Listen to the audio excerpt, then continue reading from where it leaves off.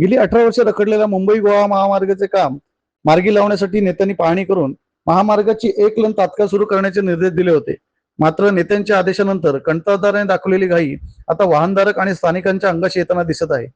मुगवली बायपासचे एक लेन घाईघाईत सुरू करण्यात आली खरी, पण योग्य नियोजन अभावी या महामार्गावर अपघातांचा मोठा धोका निर्माण झाला आहे. मुगवली येथील बायपासवर सुरू करण्यात आलेल्या या एका लेनमुळे स्थानिक वाहतुकीचा पार बोजवारा उडाला आहे. माणगावकडून गोरेगाव महाडच्या दिशेने जाणाऱ्या, तसेच मुगवली हातकळी आणि कविलवाहाल या बाजूला जाणाऱ्या किंवा तिकडून येणाऱ्या गाड्यांसाठी कोणताही पर्यायी मार्ग न ठेवताच ही लेन सुरू करण्यात आली आहे. त्यामुळे चालकांना गाड्या चालवताना मोठी कसरत करावी लागत असून दररोज अपघाताची भीती व्यक्त केली जात आहे. नमस्कार, मी प्रसाद गोरेगावकर. गेली 18 वर्ष रखडलेला मुंबई गोवा हायवे आपण पाहिलाच असेल. आता घाईघाईने खासदार असतील, मंत्री महोदय असतील, यांनी पाहणी केल्यानंतर हा बायपास जो आहे आज चालू करण्याची सुरुवात केलेली आहे.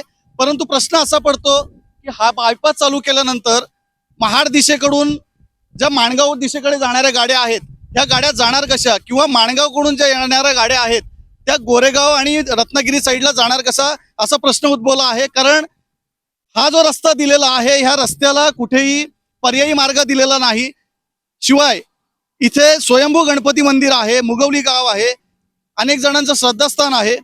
असं असताना या गावाकडे जाणारा जो रस्ता आहे हा देखील बंद करण्यात आलेला आहे. इथे आपण बघू शकता दृश्यांमध्ये बॅरिगेड लावण्यात आलेले आहेत आणि या बॅरिगेड लावल्यामुळे आता या मुगवली गावाकडे जाणारा जो रस्ता आहे तो पूर्णतः बंद करण्यात आलेला आहे. सर्वात महत्वाची बाब म्हणजे या परिसरात हजारो भाविकांचे आराध्य दैवत असलेले स्वयंभू गणपती मंदिर आहे. या मंदिराकडे आणि त्यात पुढील गावांकडे जाणारा मुख्य मार्गच कंत्राटदाराच्या घाई गर्दीमुळे पूर्णपणे बंद झाला आहे. त्यामुळे दर्शनासाठी येणारे भाविक आणि स्थानिक नागरिकांना मोठा त्रास सहन करावा लागत आहे. महामार्गाचे काम लवकरात लवकर पूर्ण व्हावे ही अपेक्षा असली तरी सुरक्षेचा बळी देऊन केलेल्या या कारभारावर स्थानिकांनी तीव्र नाराजी व्यक्त केली आहे. आता आमची अडचण अशी झालेली आहे की 18 वर्ष होऊन गेली हा हायवेचं काम चालू आहे आणि आता माणगाव बायपास म्हणून या ठिकाणी मुगवली फाट्याजवळ त्याचं एंडिंग होत आहे. आता या बायपास रस्ता त्याने इथपर्यंत मुगवली फाट्यापर्यंत आणून ठेवलेला आहे, परंतु आम्हाला जाण्या येण्यासाठी त्याने आता आपण बघितलं तर हे प्रतिबंध केलेलं आहे आमच्याकडे जाण्यासाठी. मग आम्हाला जाण्यासाठी आम्ही माणगाव, आमची बाजारपेठ आहे, माणगाव तालुका आहे आणि माणगावच्या तालुका प्लेस मधून येणारे जी मंडळी आहे, जी जनता आहे, ही जनता महाड दिशेला कशी जाणार. आणि हे केलेलं आहे तर ह्याच्यासाठी आमचं स्वयंभू गणपती स्थान आहे, हे प्रति अष्टविनायक आहे. हजारो भाविक दररोज मंदिरामध्ये येत असतात. संकष्टी आहे, अंगारकी आहे, विनायकी चतुर्थी आहे. अनेक वेळेला या ठिकाणी भाविक येत असताना असा हा रस्ता जर तुम्ही क्रॉसिंग ठेवलेला नाही तर आमचे भाविक जाणार कसे.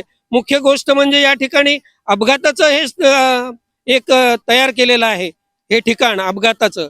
म्हणून या ठिकाणी मंदिरामध्ये जाणाऱ्या भाविकांना या ठिकाणी उड्डाणपुलाची आवश्यकता आहे.